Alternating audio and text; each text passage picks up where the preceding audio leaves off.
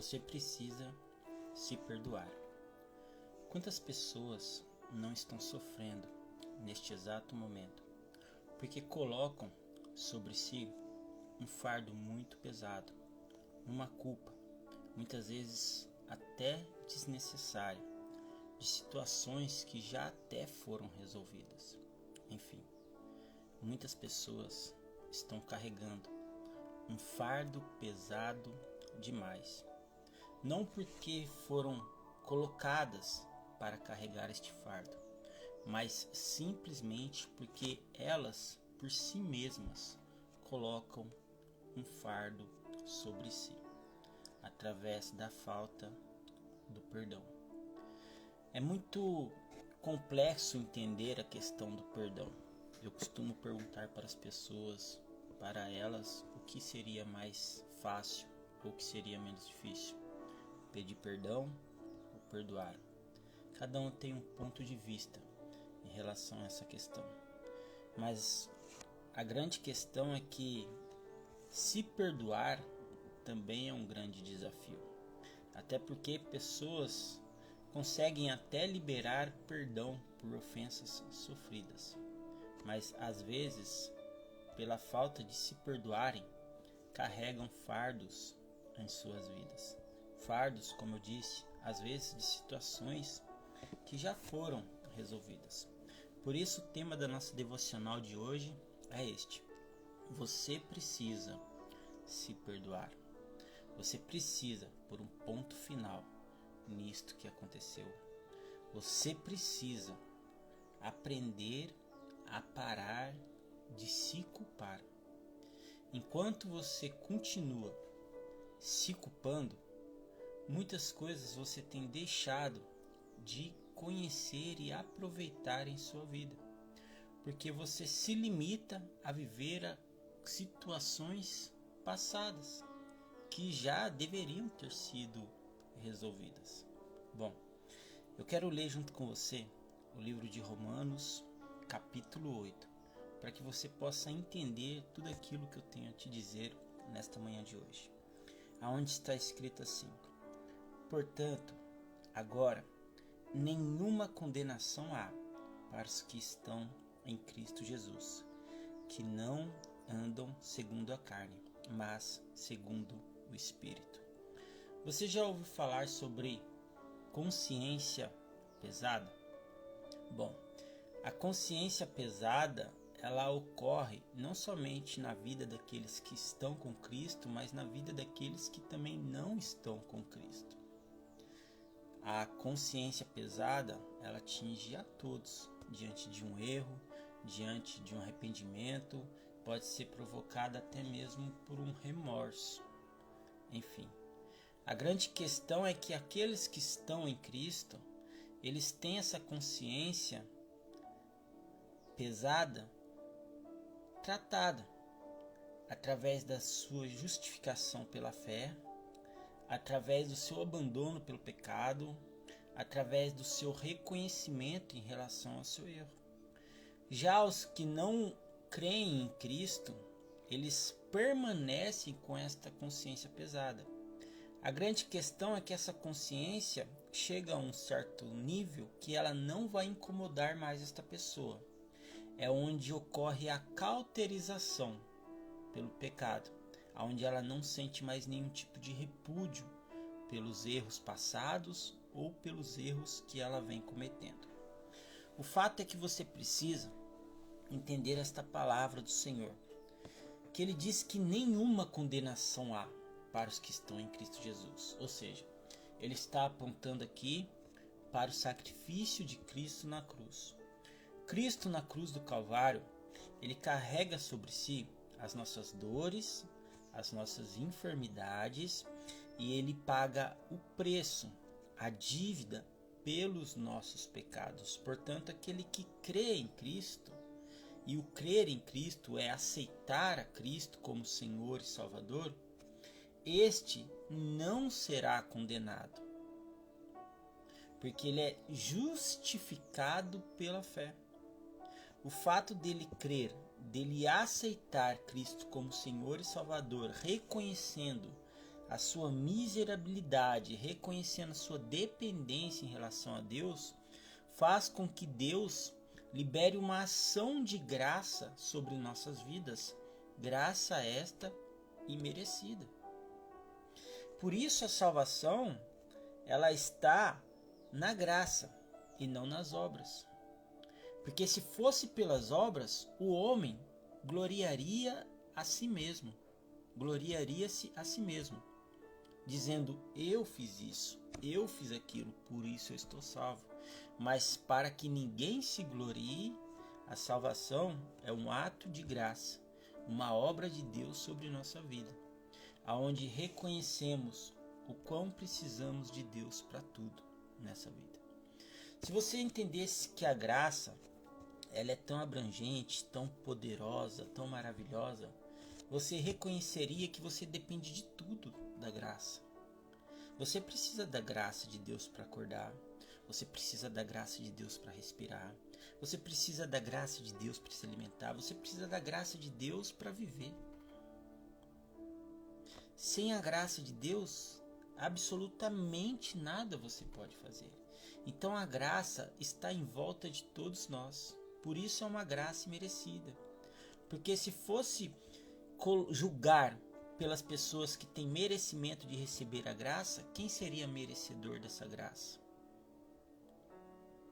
Entendeu isso, meu irmão? Então assim, olha, por mais que você tenha cometido situações graves em sua vida, pecados severos, pecados constrangedores, pecados que talvez atormentem a sua mente ainda hoje, esses pecados, eles precisam ser resolvidos.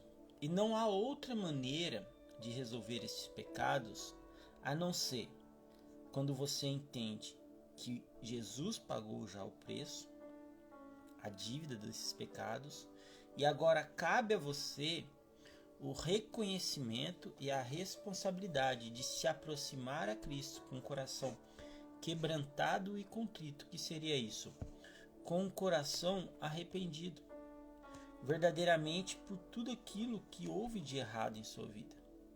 Então assim, muitas pessoas estão hoje sofrendo com a consciência pesada, carregando traumas do passado, estão ali carregando fardos pesadíssimos em suas vidas, e esses fardos promovem sobre a vida dessa pessoa uma infelicidade, ao ponto dessa pessoa ficar ali travada, acuada dentro da sua própria história. Então ela se coloca nesta condição muitas vezes, não porque ela não conseguiu perdoar alguém que traiu, alguém que ofendeu, porque às vezes até conseguiu perdoar, mas às vezes ela não conseguiu se perdoar.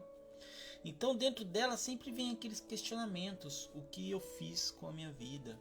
Eu estraguei a minha vida, eu não mereço, eu tenho que pagar tudo isso mesmo, eu mereço sofrer. Quantas pessoas não costumam dizer isso para si mesmas?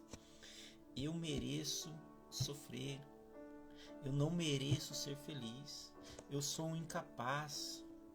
Então assim, as pessoas, elas vão de uma forma pejorativa machucando, ferindo o próprio coração e se colocando nessa situação, acuados em suas próprias histórias, porque não conseguem liberar perdão sobre si. Então o fato é o que? A situação foi resolvida, houve um arrependimento, houve ali um conserto. O que seria o conserto? Quando a pessoa que se sentiu ofendida libera o perdão sobre a pessoa que ofendeu, ou quando a pessoa que ofendeu reconhece o seu erro e pede perdão sobre a pessoa que foi ofendida. Houve um conserto. Ali, quando há este conserto, quando a pessoa que ofendeu perdoa a que foi ofendida e vice-versa, agora cabe à pessoa ofendida, geralmente, ou a que ofendeu, liberar perdão sobre si mesma. há essa necessidade, liberar perdão sobre si mesma. Porque se ela não se perdoar, ela vai ficar ruminando, remoendo aquilo dentro dela. E aquilo é um veneno para a alma. Ela não vai conseguir andar de cabeça erguida, ela não vai conseguir olhar nos olhos de outras pessoas, ela não vai conseguir dar um sorriso verdadeiro, ela não vai conseguir ter paz de espírito. O perdão, ele tem uma ação curadora dentro dele, uma ação milagrosa. O perdão, ele exerce poder. E todos nós fomos agraciados por Deus com o poder de perdoar. Então, quando você entende que você tem o poder, e eu não estou dizendo que você é poderoso, mas que Deus te concedeu o poder, porque o perdão é poderoso, Ele te concedeu o poder de perdoar quem te ofendeu. Mas não somente isso, a necessidade de você também aprender a se perdoar. Liberar esse perdão. Olha, isso passou, isso acabou, isso é página virada em minha vida. Agora eu preciso seguir em frente. Você entendeu isso? Eu preciso seguir em frente. Você precisa dizer isso para si mesmo. Talvez você esteja esperando ouvir isso de outras pessoas. Mas o fato é que se você não colocar isso dentro de você, não será outras pessoas que farão isso por você. Você precisa dizer isso para si. Eu preciso deixar para trás. Eu preciso seguir em frente. Houve um arrependimento, houve um conserto. A situação foi resolvida. Por que agora eu ainda fico me culpando? Porque eu ainda não consigo ser feliz. Porque eu estou ainda entrelaçada a situações passadas, coisas que já não condizem mais com o meu futuro, com a minha vida. Coisas que são passadas precisam ficar no passado. Não queira visitar o seu passado pensando que você vai viver as coisas que já passaram, porque aquelas coisas que já passaram se tornaram momentos, memória, história, e já não estão mais lá. Carregam com você hoje, a missão de seguir em frente. Então pare de ficar visitando o seu passado, remoendo coisas que já aconteceram. Muitas vezes num alto flagelo de si mesmo, se torturando, se machucando, se magoando por coisas que já foram resolvidas, mas você precisa seguir em frente e se perdoar de uma vez por todas. Você precisa ter essa consciência em relação a isso. Portanto, nenhuma condenação há para os que estão em Cristo Jesus, porque aqueles que creem em Cristo, que aceitam Cristo, eles entenderam o sacrifício de Cristo na cruz, no Calvário, e entenderam que as suas dívidas foram pagas. Não há mais condenação sobre a vida deles.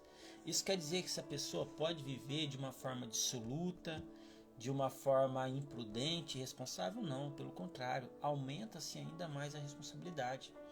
Cristo, quando morre numa cruz por nós, ele paga a dívida dos nossos pecados, mas ele não nos exima das nossas responsabilidades. E quais são as nossas responsabilidades? Qual a principal responsabilidade?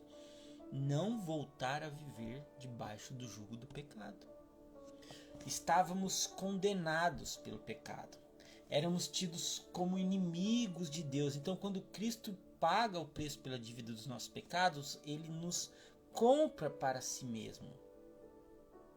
Automaticamente, por naturalidade, devemos agora seguir o nosso Senhor, mas muitos resistem a essa ação de graça de Cristo e insistem em permanecer a viver na vida que antes viviam.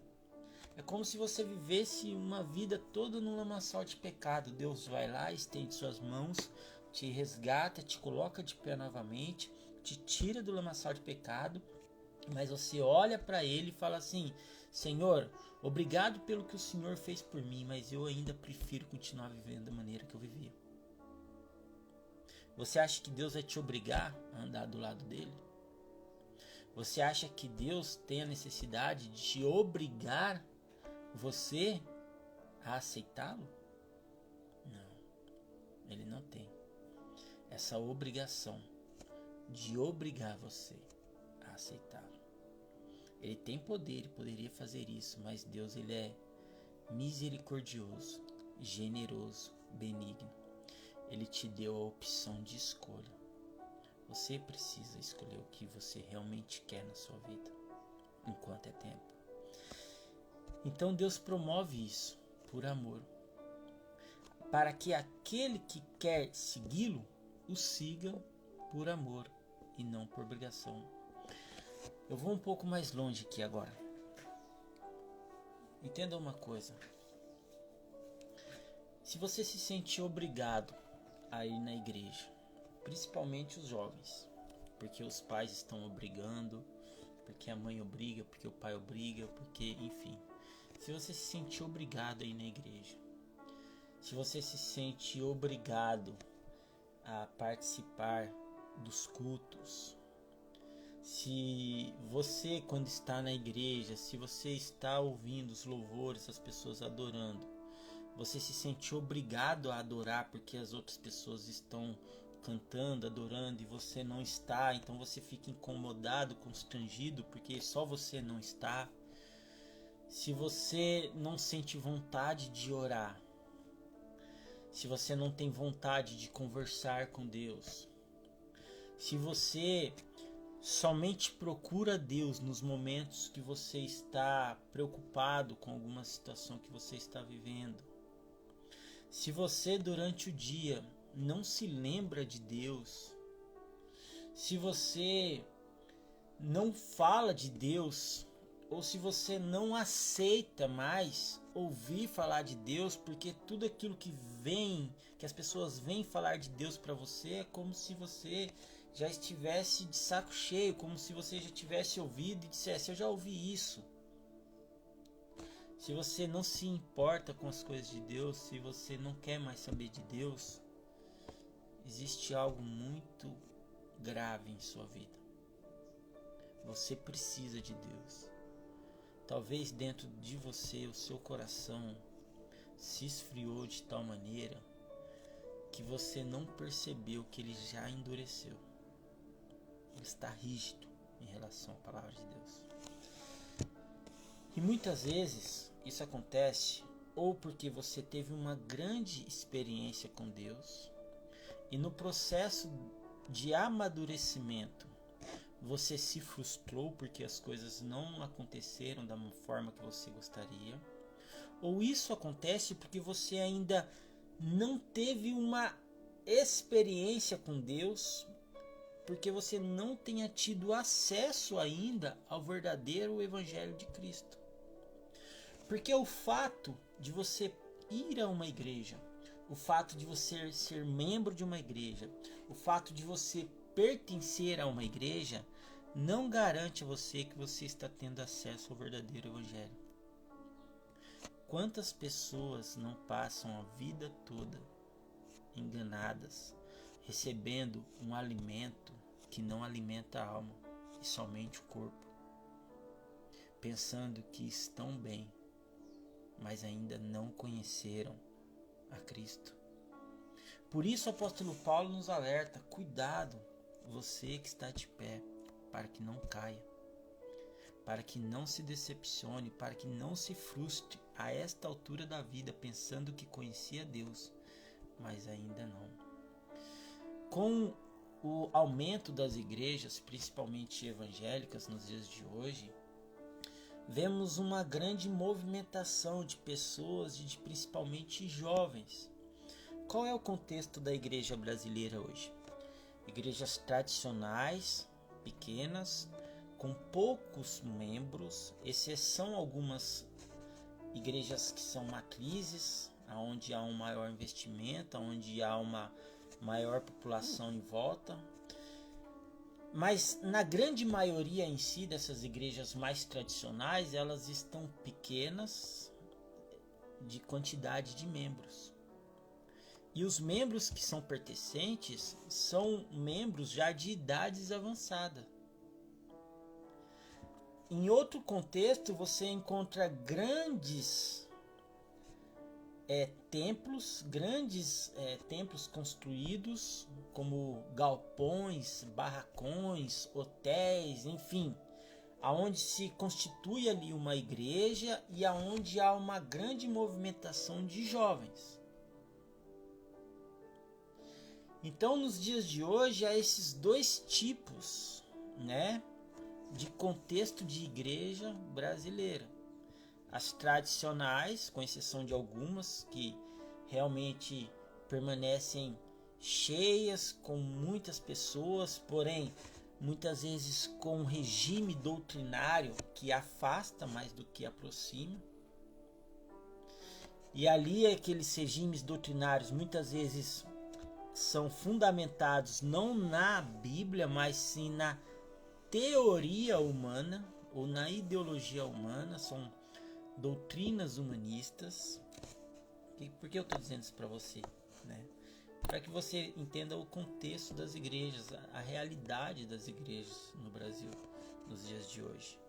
Porque eu quero que você entenda que não é apenas você ir sentir um calafrio no seu corpo, ver os seus pelinhos do braço arrepiar, sentir uma emoção, sentir uma aflição. Não é somente isso. O encontro com Deus, a conversão, a transformação, ela é uma obra de santidade sobre nossas vidas, onde há um verdadeiro abandono em relação ao pecado, há uma verdadeira mudança da água realmente para o vinho, onde há uma verdadeira transformação, onde há algo dentro de você, não que seja involuntário, mas é algo movido pelo Espírito Santo. O Espírito Santo não é espírito de bagunça, então ele nos convence da justiça, do juízo e do pecado. Ele promove uma mudança em você tão radical que mesmo que você queira voltar a ser quem você era, você não consegue. Então o Espírito Santo ele vai promover a metanoia, que a gente fala, que é a mudança de mente, e a palavra diz, olha, não vos conformeis com este século, mas transformai-vos o vosso entendimento pela pregação do Evangelho. Então, quando você entende isso, você passa por uma kenosis, que é um esvaziamento de si mesmo. Então, você precisa se esvaziar de si mesmo. Então, assim, muitas vezes as pessoas elas confundem a conversão com a emoção. As pessoas confundem muitas vezes revelação com adivinhação. Se você está procurando adivinhação em sua vida, você vai encontrar.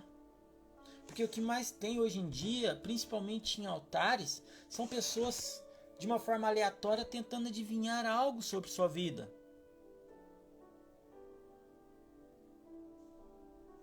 É muito fácil, hoje em dia, ludibriar as pessoas através de uma boa oratória.